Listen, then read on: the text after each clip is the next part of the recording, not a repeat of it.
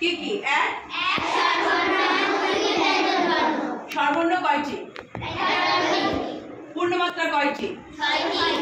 অর্ধমাত্রা কয়টি? মাত্রাহীন কয়টি? মাশাআল্লাহ। ব্যঞ্জন বর্ণ কয়টি? ব্যঞ্জন বর্ণে পূর্ণমাত্রা কয়টি? অর্ধমাত্রা কয়টি?